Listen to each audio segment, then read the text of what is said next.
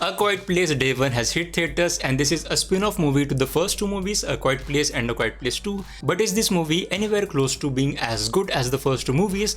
The simplest of answer is no. This movie is nowhere near to the class and to the horror that we had in the first two movies. But here is something very interesting. I don't think that the aim of this movie was to give this movie and the characters that we see in this movie a lot of high stakes as compared to the first movie, because in the very first scene in this movie we get to see that a certain character is introduced, but the way he's introduced, there are literally no stakes for that character to live.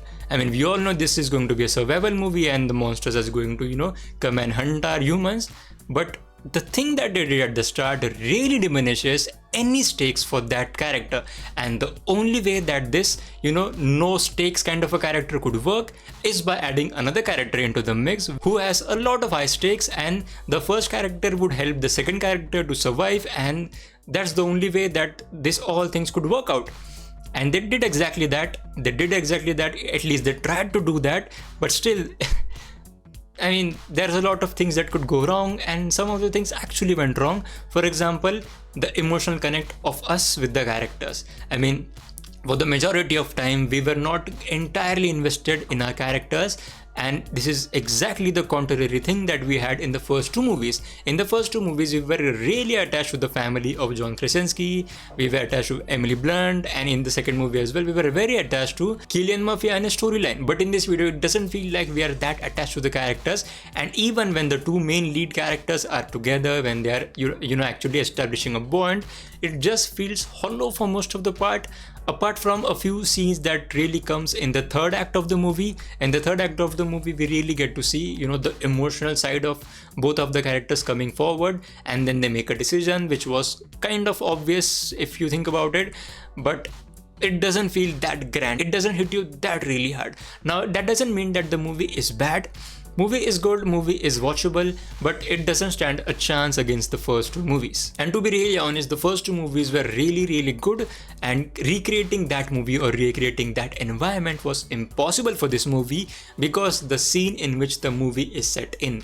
The first two movies, at least the first movies, the entire premise or the entire, the suspense around the first movie was around what are these monsters? What are these monsters? How are they triggered? Why are they eating this family and all those things? And how are they surviving? The first movie addressed that. Then in the second movie, we got to go deeper into it.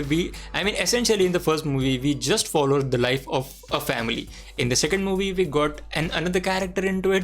But in the third movie, we were in the city. We were in the New York City, and we were exploring a completely different side of what we got in the first two movies. So that was pretty interesting. And here is where I want to mention the director of this movie, because the writer-director of the first two movies, one of the writers of the first two movies was John Krasinski, and he was also the director of both the movies.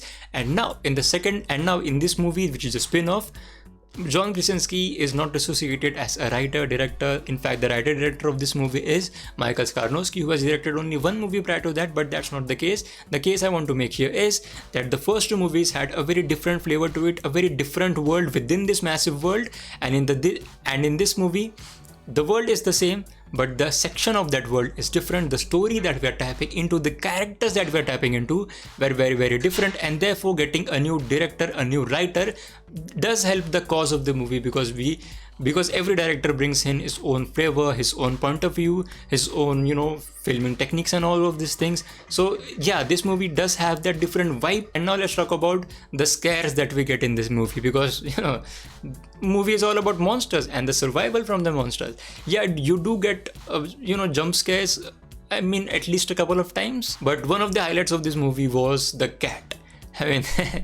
The cat was really good, and every time our main characters were on the screen, you were constantly searching for the cat. The cat was really kind of a third character in this movie. Yeah, it really was a third character in this movie. If I talk about the performances, yeah, the performances were good. I was really happy to see Joseph Quinn over there, because I'm a big Stranger Things fan. On the other hand, the main character of this movie was played by Lupita. We essentially followed the entire movie with her, that she is our primary character, and yeah, her performance was good as well. But the important thing was the chemistry chemistry between both of these characters. Now I wouldn't say chemistry, but whenever they were together, how their story actually developed, the development of the story, I didn't feel that they had enough time to develop that, though they did do a long sequence at the end of the movie to really establish that main punch that we could get when the story gets ended. So yeah, they did try to do that, but I don't think that was enough. That was sweet, yeah, that was sweet, that was small, that was sweet, but really that wasn't enough for us to feel a lot about the characters. And if you're a fan of boys, you should definitely check out this playlist in which I've talked about every episode of season 4, and I've also talked about some of the theories like who could die and all. So yeah, please check that out, and as always, thank you so much for watching.